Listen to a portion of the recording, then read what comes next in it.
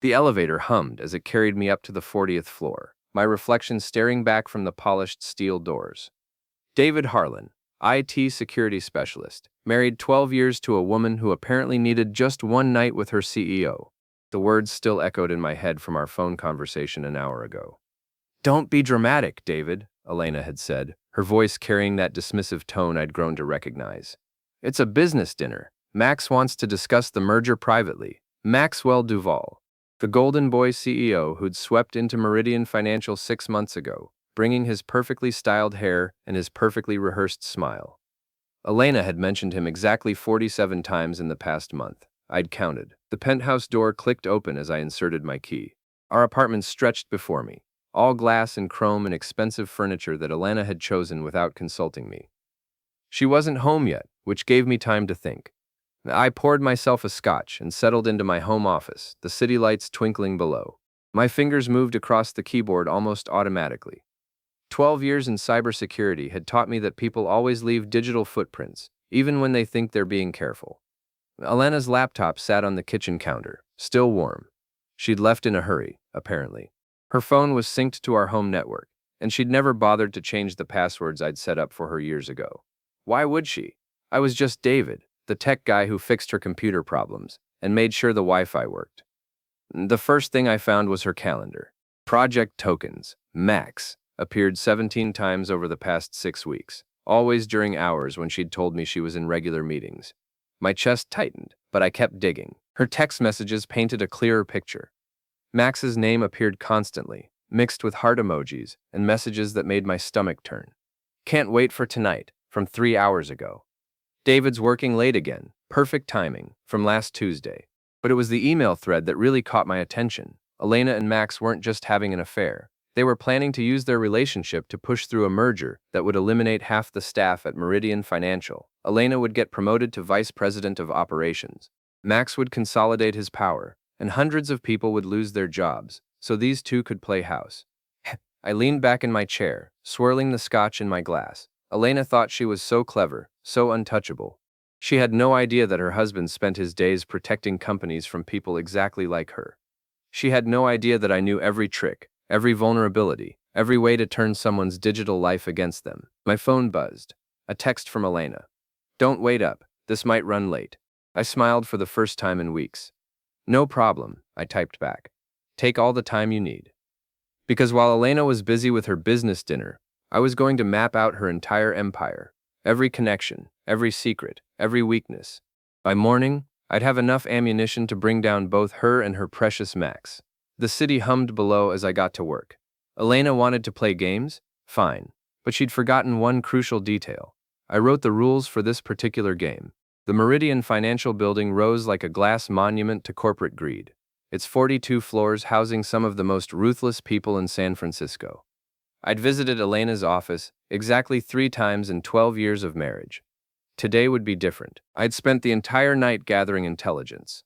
Elena's email account had yielded a treasure trove of information. The merger documents were all there, including the list of employees marked for termination.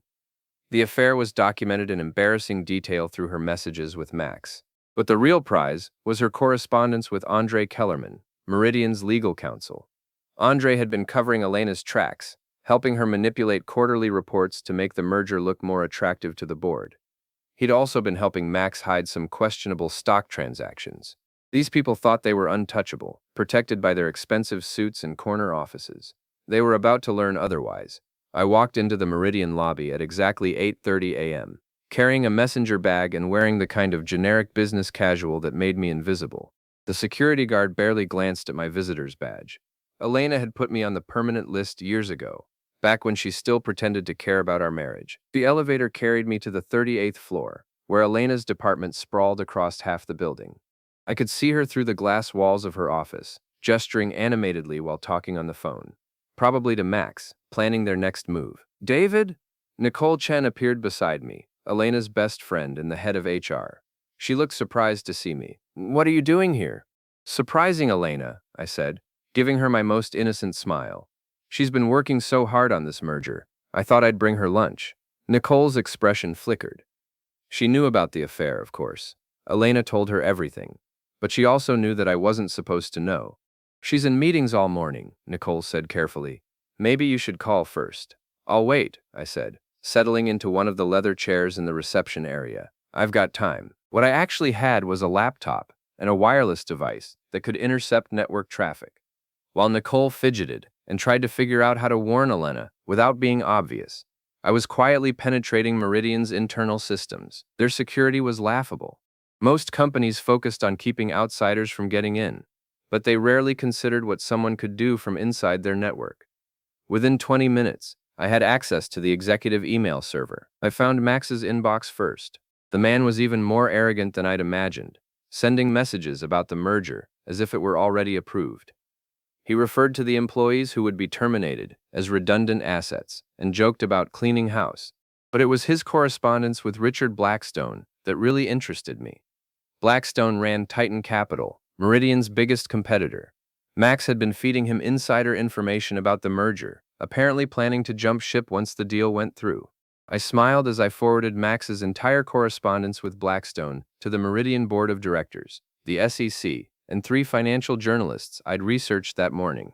Then I sat back and waited for the fireworks. They didn't take long. Elena's phone started ringing at 9:47 a.m. I watched through the glass as she answered, her face going pale. She hung up and immediately called Max, her gestures becoming more frantic as she talked. By 10:15, Max himself came storming onto the floor, his perfect hair slightly disheveled. He and Elena disappeared into the conference room, along with Andre and 2 other executives I didn't recognize. At 10:30, the shouting started. I couldn't make out the words, but I didn't need to. The merger was collapsing in real time, and Max was realizing that someone had outplayed him. Elena kept glancing toward the reception area, probably wondering if I was somehow involved. But I was just the harmless tech husband, reading a magazine and waiting patiently. Nicole approached me again, looking nervous. David, maybe this isn't a good time. Elena's dealing with some work issues. I can see that, I said, gesturing toward the conference room, where Max was now pacing back and forth. Looks serious. It's just business stuff, Nicole said quickly. You know how these corporate things can get? Oh, I know exactly how they can get, I said, meeting her eyes. Especially when people think they can get away with anything. Something in my tone made her take a step back. Good. Let her wonder. Let them all wonder. My phone buzzed with a news alert. The financial blogs were already picking up the story. Meridian's CEO caught in insider trading scandal. The article included quotes from Max's emails, including his charming description of Meridian employees as expendable resources. I stood up, shouldering my messenger bag. You know what, Nicole? I think I'll come back later. Elena looks busy. As I walked toward the elevator, I could hear Max's voice rising to a near scream behind the conference room doors. The merger was finished, his reputation was in ruins, and Elena was about to discover that her affair had cost her everything she'd worked for. But this was just the opening move. Elena thought she could humiliate me with her one-night comment. She thought she could treat our marriage like an inconvenience while she climbed the corporate ladder. She had no idea what was coming next. Elena came home that night looking like she'd been through a blender. Her usually perfect hair was disheveled, her makeup smudged, and her designer dress wrinkled. She found me in the kitchen, calmly preparing dinner as if nothing had happened. Rough day at the office, I asked, not looking up from the cutting board. She stared at me for a long moment, her eyes narrowed. Someone leaked confidential information to the press today. The merger is in jeopardy. That's terrible, I said, adding onions to the pan. I'm sure you and Max will figure something out. Her face went white at the mention of Max's name. How did you? Elena, you've mentioned him 47 times in the past month. 48 now.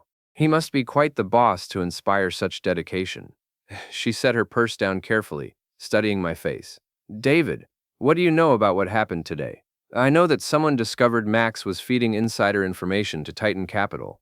I know that the SEC is now investigating Meridian's trading practices. And I know that several board members are calling for Max's resignation.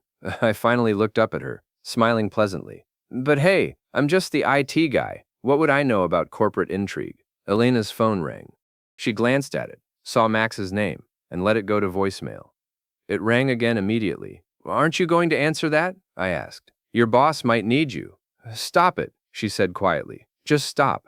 Stop what? Making dinner? I thought you'd be hungry after your long day of crisis management. She grabbed her phone and walked toward the bedroom. I heard her voice, muffled but urgent, as she finally called Max back. Their conversation lasted 20 minutes, growing more heated as it progressed. When she emerged, her expression had hardened into something I'd never seen before. I know you're involved in this somehow. Involved in what? The leak. The timing is too convenient. You show up at my office for the first time in years, and suddenly our confidential information is all over the news. I turned off the stove and faced her fully. Elena, are you accusing me of corporate espionage? I'm saying that you're not as harmless as you pretend to be. Harmless? I laughed, and the sound surprised both of us. Honey, I've spent 12 years protecting companies from people who think they can manipulate systems for their own benefit. Did you really think I wouldn't notice when my own wife started playing those games? Her face flushed red. I don't know what you think you know, but I know about Project Max, I said quietly. I know about the merger plans, the employee terminations, the stock manipulation. I know about the hotel receipts and the text messages and the 17 secret meetings you've had over the past 6 weeks. Elena sank into one of the kitchen chairs, her defiance crumbling. David, I can explain. Can you? Can you explain why you thought it was acceptable to destroy hundreds of lives just so you could get promoted? Can you explain why you threw away 12 years of marriage for a man who was planning to abandon you the moment the merger went through? What are you talking about? I pulled out my phone and showed her Max's email to Richard Blackstone, the one where he discussed joining Titan Capital after the Meridian acquisition was complete. He was never planning to stay, Elena. You were just a convenient tool. She read the email, her face growing paler with each line. This can't be real. Oh, it's real. Max has been playing you from the beginning. The affair, the merger, the promises of promotion, it was all part of his exit strategy. Elena's phone started ringing again. This time it was Nicole. Elena ignored it, but I could see the wheels turning in her head. She was starting to realize how completely she'd been outmaneuvered. What do you want? She asked finally. I want you to understand that actions have consequences, I said. You thought you could humiliate me, use me, treat our marriage like a joke while you pursued your corporate fantasies. But you forgot something important. What? I'm very good at my job, Elena. And my job is finding vulnerabilities and exploiting them. Her phone rang again. This time it was Andre, probably calling with more bad news about the SEC investigation. Elena let it ring. The merger is finished, I continued. Max's career is over. The SEC is going to find irregularities in Meridian's books that will keep them busy for months. And everyone in the financial district now knows exactly what kind of person you really are. You can't prove I was involved in anything illegal. Can't I? I showed her another email, this one between her and Andre, discussing how to hide the true cost of the employee terminations from the board. Conspiracy to commit fraud is a serious charge, Elena. She stared at the screen, her hands shaking slightly. You're bluffing, am I? Why don't you call Andre and ask him how his day went? Ask him about the FBI agents who visited his office this afternoon. Elena's face went completely white. The FBI, corporate fraud investigations, tend to escalate quickly once they get started, especially when there's clear evidence of conspiracy. I walked over to her, keeping my voice gentle. You wanted one night with your CEO, Elena? Congratulations, you got it. But that one night is going to cost you everything you've worked for. Her phone started ringing again, but she didn't even look at it this time. She just sat there, staring at nothing, finally understanding the magnitude of what she'd lost. I went back to preparing dinner, humming softly to myself. The night was still young, and I had more work to do. The next morning brought chaos to Elena's carefully ordered world. I watched from the kitchen as she fielded phone call after phone call, each one bringing worse news than the last. Max had been suspended pending investigation. Andre was refusing to take calls from anyone at Meridian. The board had voted to postpone the merger indefinitely, but Elena wasn't going down without a fight. I know you're behind this, she said, cornering me as I prepared to leave for my own job. I don't know how, but I know it's you. Elena, I think the stress is getting to you. Maybe you should take a few days off. Don't patronize me, David. I'm not stupid. No, you're not stupid, but you are predictable. She grabbed my arm as I headed for the door. What's that supposed to mean? I looked down at her hand on my sleeve, then back at her face.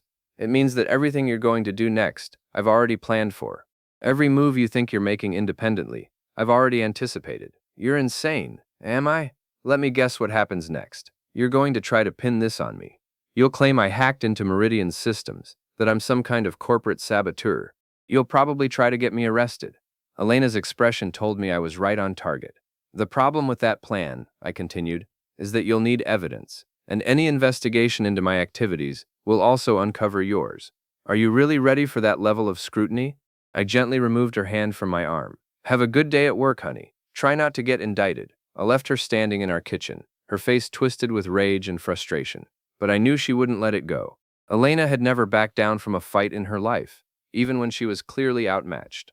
That afternoon, I got a call from my boss at CyberShield Security. David, we need to talk. Can you come in early? I knew what this was about.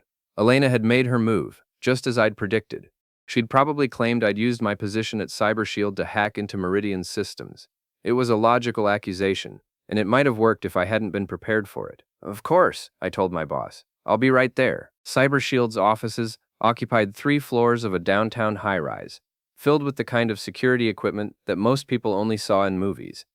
My boss, Patricia Wong, met me in the main conference room, along with 2 other executives I recognized from company meetings.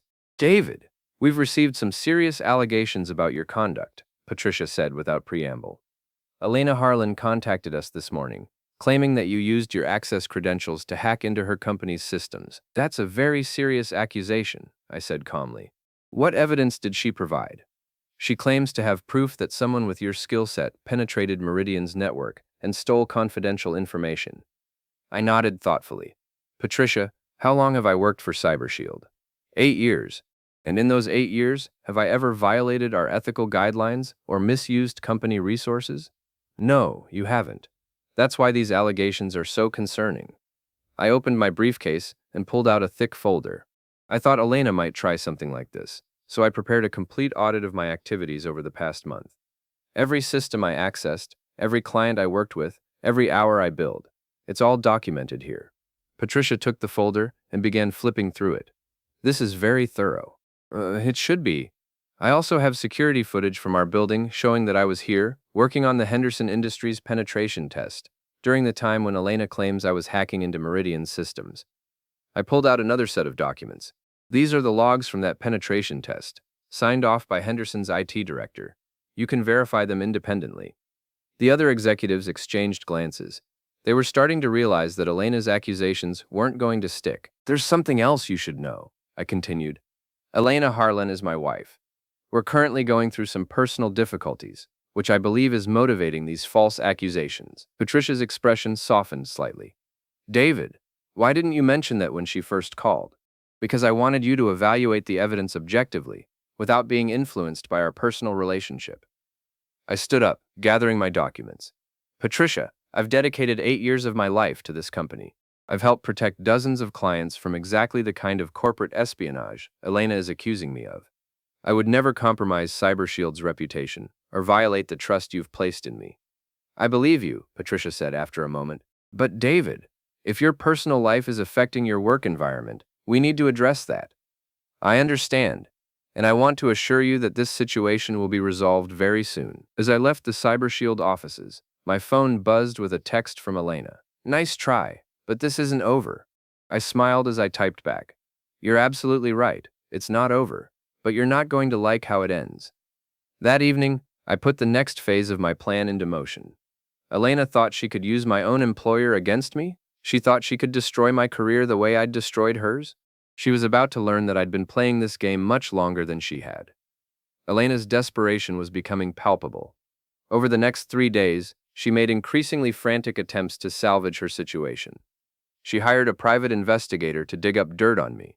She contacted every journalist who'd covered the Meridian story, trying to spin herself as a whistleblower rather than a conspirator. She even reached out to Richard Blackstone at Titan Capital, apparently hoping he might still be interested in the merger. None of it worked. The private investigator found nothing because there was nothing to find. The journalists weren't interested in her version of events because they already had the real story. And Blackstone wouldn't take her calls because Max had thoroughly burned that bridge with his insider trading scheme. But Elena's most desperate move was also her most dangerous. She decided to go public. I was having lunch at a downtown cafe when I saw her on the Financial News Channel, giving an interview to Amanda Rodriguez from Channel 7. Elena looked polished and professional, Every inch the wronged executive fighting for justice. I believe my husband orchestrated this entire scandal to destroy my career, she was saying.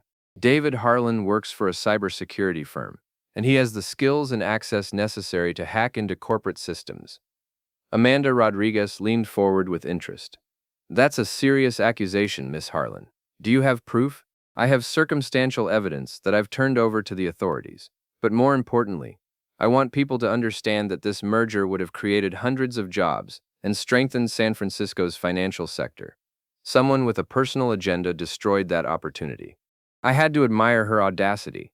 Elena was trying to rewrite history in real time, turning herself into the victim and me into the villain. It was a bold strategy, and it might have worked if she'd been dealing with someone less thorough than me. I paid for my lunch and walked back to my car, already planning my response. Elena wanted to play this game in public, fine. But she'd forgotten that I had access to information she'd assumed was safely buried. That evening, I called Jamie Chen, an old friend from my early days in tech. Jamie now ran a small but influential blog called Silicon Scandals that covered corporate malfeasance in the Bay Area. David, I saw the news about your wife, Jamie said when he answered. That's got to be rough. It's about to get rougher, I said. Jamie, I have a story for you. But I need you to verify everything independently before you publish it. What kind of story? The real story behind the Meridian financial scandal. And it's bigger than anyone realizes. I spent 2 hours walking Jamie through everything I'd discovered. Elena's affair with Max, the planned employee terminations, the stock manipulation, Max's deal with Titan Capital, Andre's role in covering everything up. I provided documentation for every claim, along with contact information for sources who could verify the details. This is incredible, Jamie said when I finished. But David, if I publish this, it's going to destroy your wife's career completely. Her career was already destroyed the moment she decided to prioritize her ambition over basic human decency, I said. I'm just making sure people understand what really happened. And what about your marriage? I was quiet for a moment. My marriage ended 6 weeks ago.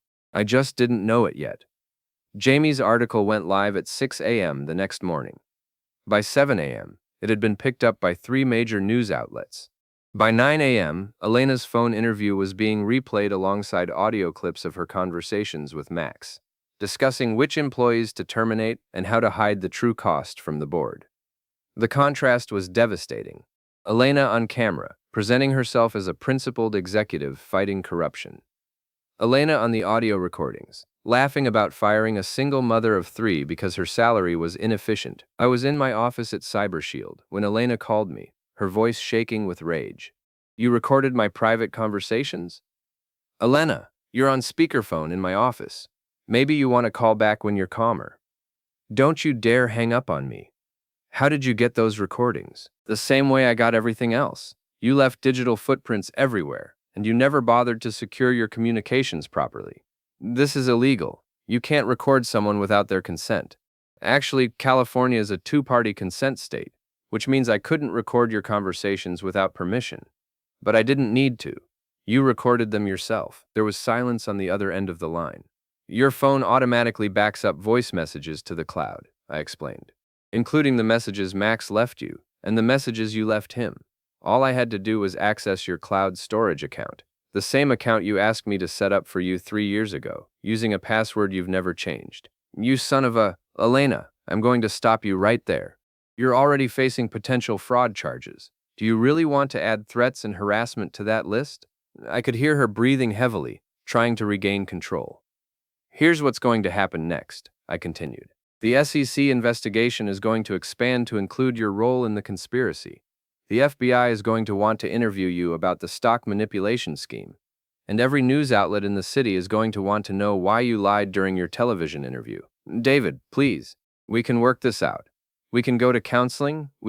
No, Elena, we can't. You made your choice 6 weeks ago when you decided that one night with your CEO was more important than our marriage.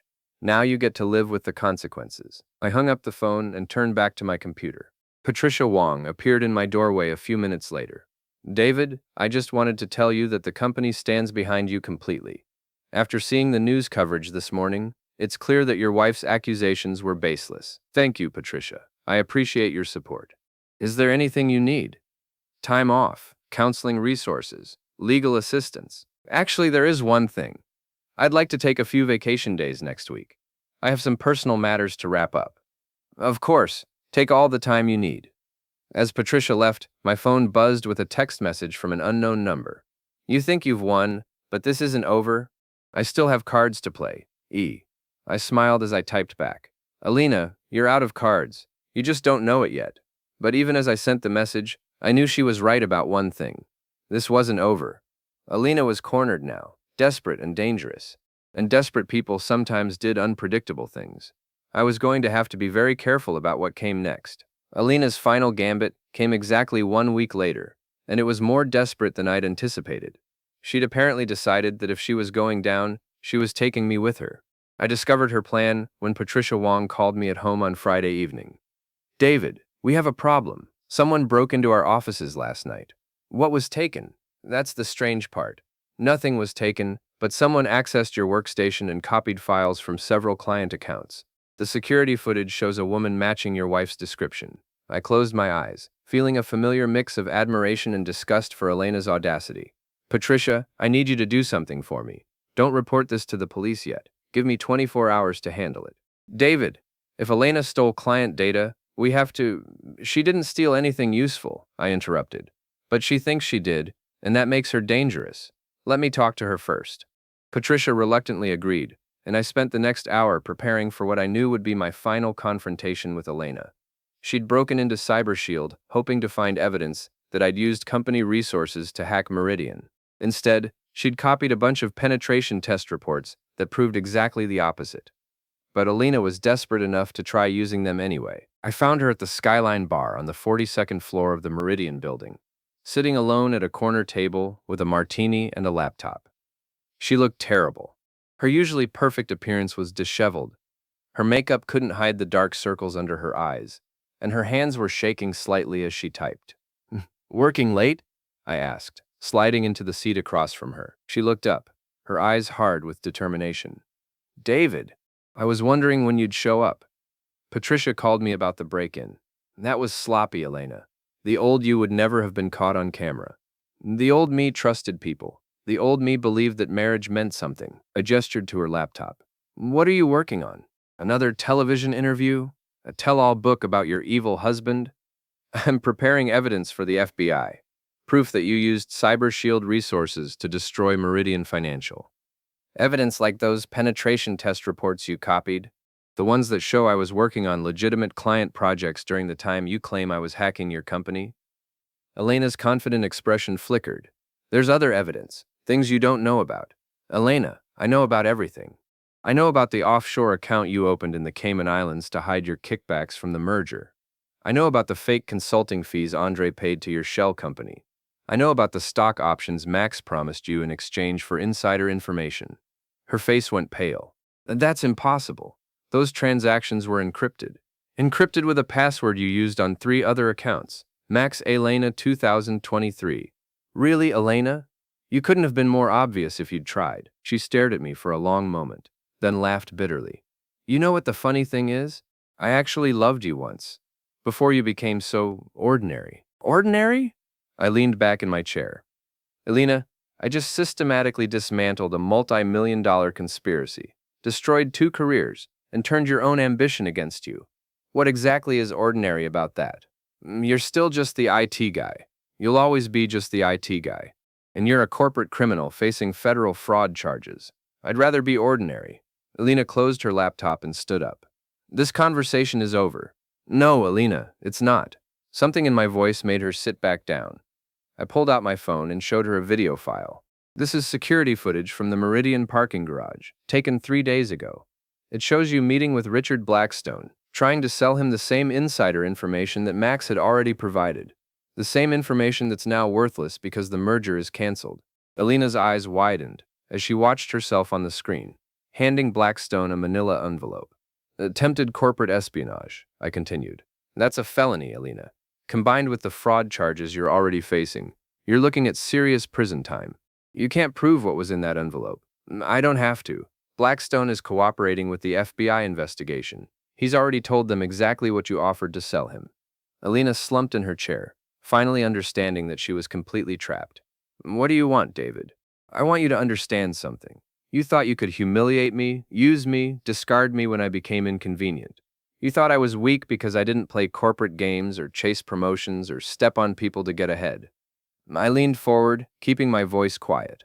But Alina, I was never weak. I was just focused on different things. While you were learning how to manipulate people, I was learning how to protect systems from people like you. While you were building your network of corporate allies, I was building skills that could take down entire organizations. I get it. You won. Congratulations. This isn't about winning, Elena. It's about consequences. You made choices, and now you have to live with them.